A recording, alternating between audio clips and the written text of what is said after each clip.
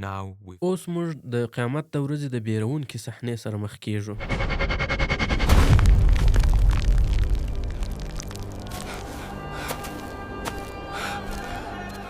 د هغه انتظار وروسته چې تر هغه وروسته د دنیا پای و، یو لوړ غږ پورته کیږي.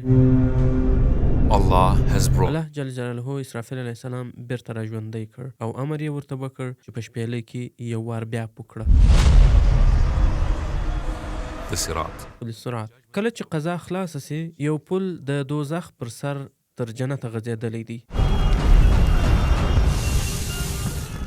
او پر دواړو طرفو یې چنګکان را ځوړند دي. هر یوه ته د هغه خلکو د نیولو وظیفه ورکول سوې ده چې ورښودل سوي دي. یا هیله ده مرسته مې وکړئ، یا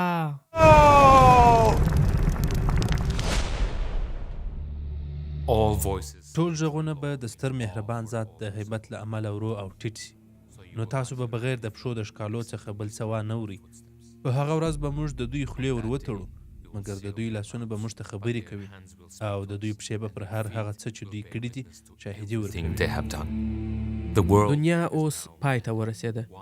یو په یو ټولې ملایکې آن د مرګ ملایکه هم ټولې مړې سوې، مګر اوس دا هغه څه دی چې په حقیقت کې شروع کیږي. او بیا به شپېلۍ ووهل سي او موږ به دوی ټول سره راغونډ کړو.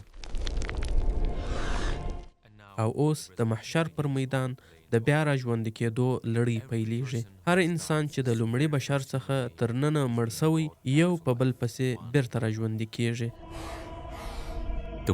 دنیا نور هغسې نه ده څنګه چې مو پیژندل. دا په مکمل ډول په یو مختلف ځای بدله سوې ده. یو هوار او نه ختمېدونکی میدان، بې افقه، تر هر هغه څه پراخ چې تا تر اوسه لیدلی وي. هلته به یو اوږد انتظار وي. هر یوه ته به خپله عملنامه ورکړل سي او حساب ته به راوغوښتل سي.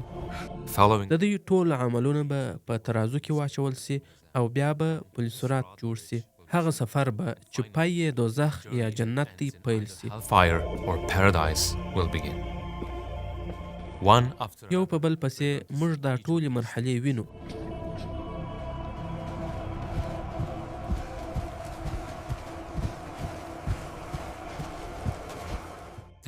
ځینې به شاید دې ته حیران وي چې بدنونه به څنګه بیا سره یو ځای کړل سي، قیامت به څنګه وي. حال دا چې هغه به تر ځمکې لاندې په بشپړ ډول له منځه تللي وي. په دې آیت شریف کې زموږ رب و دې سوال ته یو ډېر ښایسته ځواب ورکوي. دی وایي بېشکه څوک به هغو هډونو ته ژوند ورکوي چې هغه ورسته سوي دي. ورته ووایه چې هغه چا چې دوی په اول ځل جوړ کړه، هغه به دوهم وارې بیا ژوند ورکړي. دی د هر مخلوق په اړه پوره خبر لري. آیا هغه خلق چې موږ یې په دنیا کې د ده په کارونو پیژنو چې بې پایه قدرت او ځواک لري او هر څه په بشپړ نظم کې ساتي، موږ ته هر پسرلی د بیا را ژوندي کېدو بیلګې نه راښیي؟ آیا ته نه وینې چې هغه تخمونه چې تر خاورې لاندې پټ وي څنګه ژوند ورکول کیږي، راټوکیږي او د بېلابېلو رنګونو ګلان ترې غوړیږي؟ آیا تا دا نه دي لیدلي؟ د یو قومندان په اړه فکر وکړه، څوک چې یو غټ او پراخ حوض راغونډوي او بیا ټولو ته امر کوي چې ولاړ سئ او آرام وکړئ. نو څه فکر کوي چې دا قومندان به خپل پاشلي عسکر په یوه شپېلۍ سره راغونډ نه کړي؟ په همدې ډول الله تعالی انسان پیدا کوي، بې شمېره عوامل سره یو ځای کوي،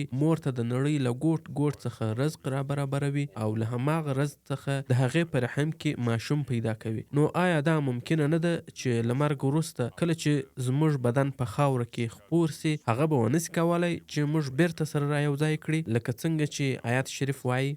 آیا موږ لومړی ځل هم د هغوی د پیدا کولو توان نه درلود؟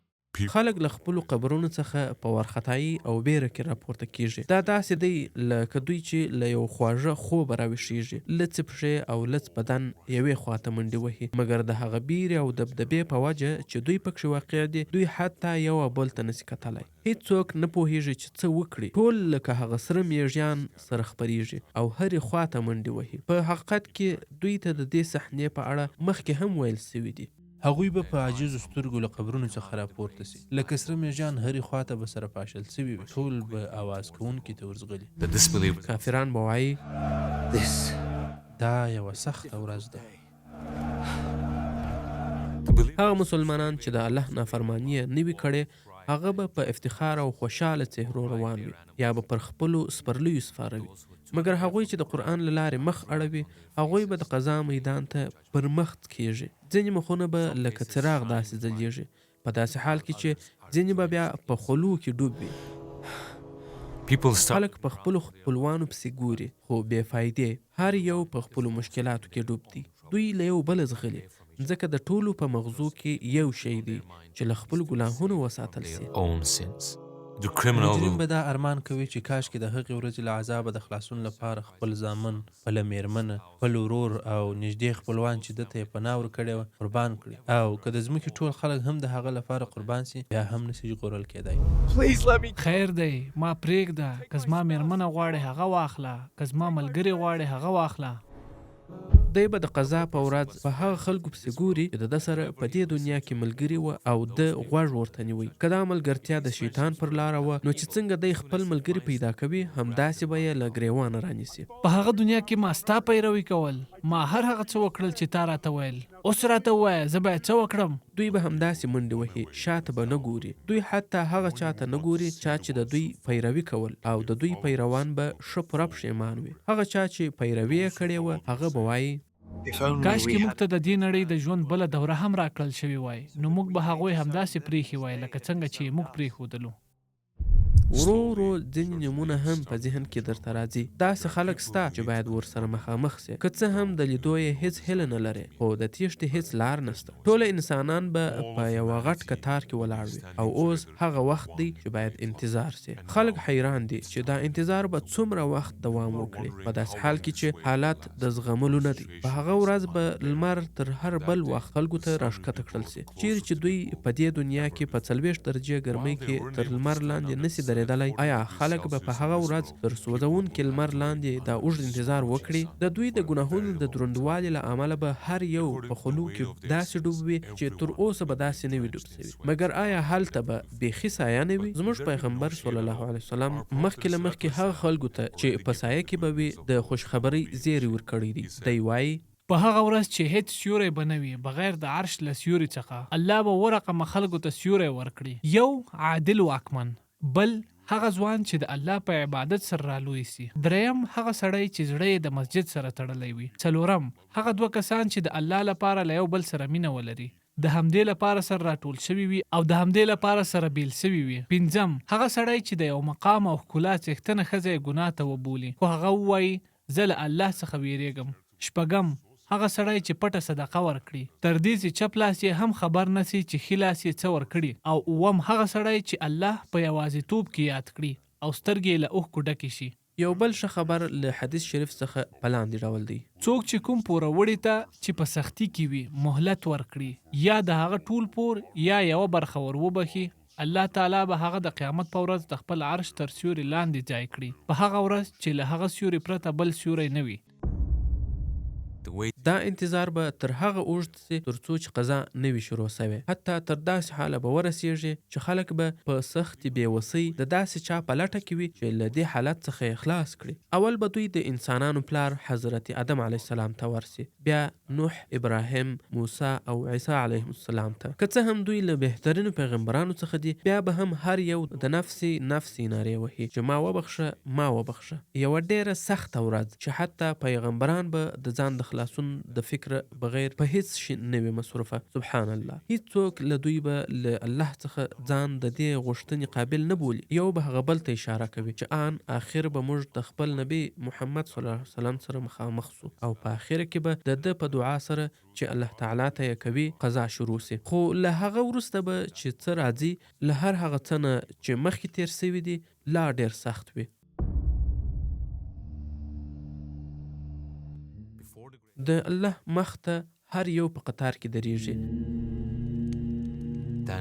بیا له چپ اړخه یو لوړ غږ د دې لپاره چې هر یو وبیریږي ور واورېدل سي، د جهنم غږ. دوزخ په ټوله غصه او ځواک سره ښکاره کیږي، په بې صبرۍ سره خوټیږي، ځکه د دې مخې ته هغه خلک دي چې بې شمېره ظلمونه او وحشتناک ګناهونه یې کړي دي. الله او د هغه پیغمبران یې رد کړي دي، مؤمنانو ته یې سپکاوی کړی دی او سلګونه بې ګناه خلک یې وژلي دي. خلک په ویره کې هېښ سي، فقط په ناهیلۍ سره په ځیر ورته ګوري، او په راسته اړخ کې جنت له خپل ټول ښایست او ستروالي سره راښکاره سي. هغه خلک چې پر الله یې باور درلود او په دنیا کې د پیغمبرانو ته غوږ نیوي هغوی په خوشحالۍ سره انتظار ورته کوي. د قیامت په ورځ له یو داسې هیښوونکي پیښې سره مخ کېږي چې که په دنیا کې یوې میږې بله حامله میږه په نس کې وهلې وي او هغې خپل بچی له لاسه ورکړی وي، په هغه ورځ به دوی دواړه سره مخامخ کېږي او قصاص کېږي به، او همداسې له نورو سره هم کېږي. په هغه لحظه به ته په حقیقت سره پوه سې چې حتی یو کوچنی شی چې تا اړین نه بلی هم په حساب کې راوړل کېږي. هر څوک چې د یوې ذرې په اندازه نیکي وکړي هغه به نیکي وویني، او هر څوک چې د یوې ذرې په اندازه بدي وکړي هغه به بدي وویني. اوس هر یوه ته خپلې عملنامې ورکول سوې. جنتیانو ته له رسته اړخه ورکول کېږي، مګر دوزخیانو ته به له چپ اړخه یا د شا له طرفه څخه ورکول کېږي. هغه خلک چې له رسته اړخه عملنامې ورکول سوي دي هغوی ته اصحاب الیمین وایي، د راسته اړخ خلک، او هغه خلک چې عملنامې یې له چپ اړخه ورکول سوي دي هغوی ته اصحاب الشمال وایي، د چپ اړخ خلک. او د عملنامې کتاب به د دوی مخ ته کښېښودل سي. په هغه وخت کې به ته وګورې چې مجرمان به د هغه څه څخه چې په دې کتاب کې لیکلي دي ویرونکي وي، او وایي به چې هاي زموږ بده بخته، دا څنګه کتاب دی چې زموږ هیڅ کوچنی او غټ حرکت یې بې حسابه نه دی پرېږدي. هر څه چې هغوی کړي وو هغه ټول به خپلې مخې ته حاضر وویني، او ستا رب به پر هیڅ چا یو بڅری ظلم هم ونه کړي. کاش چې ما هیڅکله د شیطان خبره نه وای منلې. خیر دی، زما توبه ده، یو بل چانس راکا. کاش چې ما د خپل نفس خبره نه منلای. کاش زه ګرد وای. اما جنتیان خلک چې کله خپل عملنامې ترلاسه کړي قرآن یې په دا ډول تشریح کوي. هر هغه څوک چې عملنامه یې په رسته لاس کې ورکول سوی وي داسې وایي، دا زما عملنامه ده، وی وایه. زه پوهېدم چې زه به د خپل حساب سره مخ کېږم. نو دی به په یو خوشحاله ژوند کې وي.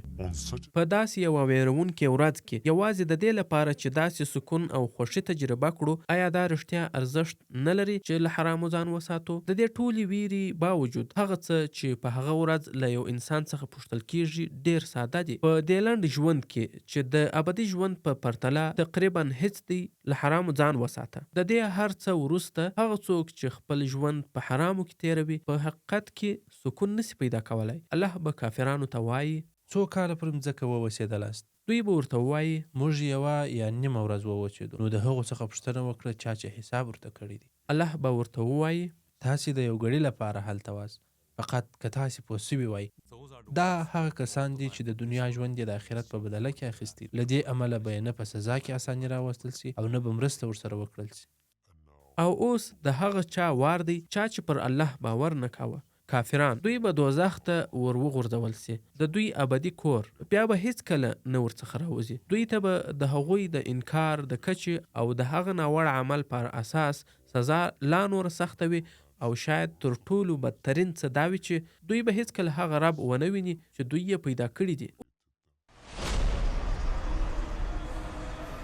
اوس فقط یوازې نه پاتېږي پل صراط چې د جهنم پر سر جوړ سوی دی او تر جنته غځېدلی دی. متقی مؤمنان، ګناهکاران، کافران هر یو به دې پل ته راسي، بله هیڅ داسې لار نسته چې جنت ته ورباندې لاړ سي. اول نفر چې تر پل صراط به تیر سي هغه به محمد صلی الله علیه وسلم او د امت وي. هر یو به د دا پل څخه د دوی د اعمالو مطابق تیریږي. ځینې به لکه برېښنا داسې تیریږي، ځینې به لکه باد داسې تیریږي، نور به بیا حتی قدم نسی اخیستی او کوشش به کوي چې پر ځمکه وڅکیږي. د پل صراط پر دواړو طرفونو جنګکان راځوړند وي. دوی ته دا امر سوی دی چې ځینې ځانګړي خلک ونیسي. Please help me! No! ځینې له دې چنګکانو ګرژل سوي او زخمیان تیریږي، خو نور بیا هلته بند پاتیږي او جهنم ته ورغورځول کیږي. جهنم هیڅ کله نه ډکیږي. کله چې له ده څخه پوښتنه وسي چې ډک سوې، دی په ژړا کیږي او وایي هل من مزید، آیا نور هم سته؟ د ټولې بیرې او وحشت سره جهنم اوس زموږ تر پښو لاندې دی، زموږ د سترګو وړاندې سره اوړي. موږ دا کوشش کوو چې ورته ونه ګورو او فقط همداسې پر پل صراط روان واوسو او بیا زموږ پر شاوخوا خلکو ته ګورو. کله چې نور دوزخ ته ورلویږي ځینې یې پر خپل ګناهونو پښیماني ښیي. او بیا وروسته هغه خلک دي څوک چې په دې دنیا کې د آخرت په فکر کې دي. دوی له پله څخه ډیر په تیزۍ سره تیریږي بغیر له کوم درد څخه. وښه خلکو ته د جهنم ورښکاره کول د دوی د بیرولو لپاره نه دی، بلکې د دې لپاره ده چې د دوی خوښي لا زیاته کړي. دوی ته د دې لپاره ورښکاره کیږي چې څه د یو وحشتناک ځای څخه ژغورل سوي دي. په یو لحظه کې تیریږي. د دوی ارمان بالاخره پوره کېدونکی دی او دوی د دوی ابدي کور جنت ته ورسېدل. په داسې حال کې چې دا هر څه پیښیږي، یو څوک به په غم او خواخوږۍ سره دعا کوي. داسې څوک چې ټول عمر یې خپل امت ته د رحمت په سترګه کتلي او د هغوی لپاره یې دعا کړې ده. د الله جل جلاله رسول صلی الله علیه وسلم وی ساتي، ای زما خدایه دوی وساتي. دوی به د مسلمانانو لپاره دغسې دعاوې کوي. په هغه ورځ به زموږ لپاره د قضا میدان ډیر سخت وي، خو د هغه لپاره به ډیر سخت په دې حالت کې د خپل امت لیدل وي. د هغو امتیانو لیدل چې هغوی ته په چپ لاس کې عملنامې ورکول سوي وي. پر فلسرات د دوی حالت او جهنم ته یو په یو د دوی لویدل. خو په بل طرف کې به د خوشحالي د هغو امتیانو لیدل وي څوک چې د جنت دروازو ته رسیږي. په آخره کې جهنم هغه خلک کش کړه څوک چې مستحق و، او اوس هغه وخت دی چې جنت جنتیانو ته ښه راغلاست وایي. او کومو کسانو چې د خپل پروردګار له نافرمانۍ څخه ډډه کوله، هغوی به ډلې ډلې د جنت خواته بوتلې. کله چې دوی راورسیږي نو وبه ویني چې دروازې لا د مخ ورته پرانیستل سوي وي. نو د هغه ساتونکي به هغو ته ووایي چې سلام دې وي پر تاسو، تاسو پاک راووتلاست، نو ننوځئ دلته او د تل لپاره دلته واوسیږئ.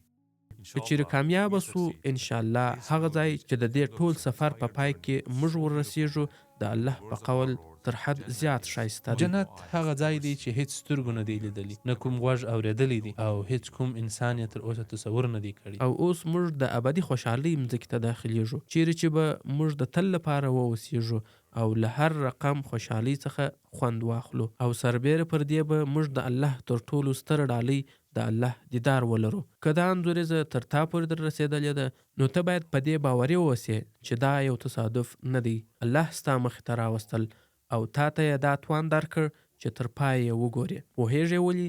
ځکه الله غواړي ستا په ژوند کې یو څه بدل کړي. نو آیا ته به یو قدم د ده خواته راونه ګرځې؟ اوس یو وخت دی چې د خپل ژوند لپاره یوه فیصله وکړې. په یاد ولره کله چې ته د ځان لپاره یو هدف وټاکې، که هغه بیخي یو کوچنی هدف وي، هر څه به تغیر ومومي. نو جنت په اصل کې څنګه دی؟